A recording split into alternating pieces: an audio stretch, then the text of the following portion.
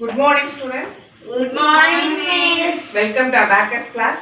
Yes. I am Riya Rajan, Neuronet Abacus teacher. Okay. ഇന്ന് നമ്മൾ നോക്കാൻ പോകുന്നത് എന്താണെന്ന് വെച്ചാൽ ഇൻട്രഡക്ഷൻ ക്ലാസ് ആണ് നോക്കാൻ പോകുന്നത്. ഓക്കെ, ആദ്യം ഇതെന്തോ ഇത് ഫ്രെയിം ഓഫ് അബാക്കസ്. ഇതൊരു ഫ്രെയിം ഓഫ് അബാക്കസ്. ഓക്കെ, ഈ നടുക്കത്തെ ലൈൻ എന്തോ നമ്മൾ പറയുന്നത് ഹൊറിസോണ്ടൽ ലൈൻ. ഇത് ലൈൻ ഹൊറിസോണ്ടൽ ലൈൻ. ഓക്കെ, ഇതിനകത്ത് 1 2 3 4 5 ഡോട്ട്സ് ഉണ്ട്. 5 ഡോട്ട്സിന് എന്താ പറയുന്നത് യൂണിറ്റ് പോയിന്റ്സ്. എന്താ പറയുന്നത് യൂണിറ്റ് പോയിന്റ്സ്. ഓക്കെ, നടുക്കത്തെ പോയിന്റ് ഇല്ലേ 5 ഡോട്ട്സിന് എന്താ പറയുന്നത് യൂണിറ്റ് പോയിന്റ്സ്.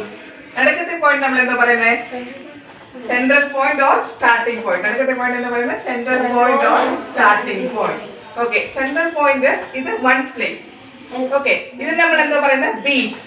ഇതെന്താ പറയുന്നത് ബീറ്റ്സ്. ഓക്കെ, നടുക്കത്തെ ഇതിന് നമ്മൾ ഇവിടെ നമ്മൾ വൺസ് പ്ലേസ് ഇവിടെ ബീറ്റ്സ് എടുക്കുന്നത് 1 2 3 4.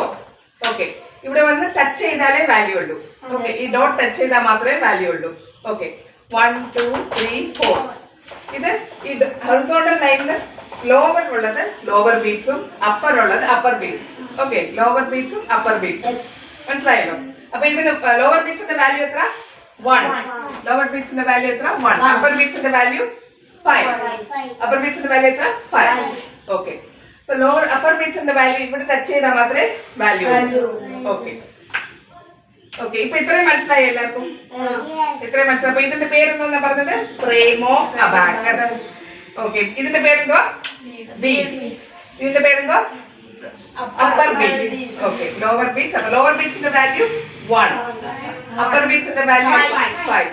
ഓക്കെ, ഇത്രയും മനസ്സിലായല്ലോ. നെക്സ്റ്റ് ക്ലാസ്സിൽ ഇതെല്ലാവരും വന്ന് ബുക്കിനകത്ത് എഴുതി പഠിച്ചോണ്ട് വരണം. Okay okay, thank you.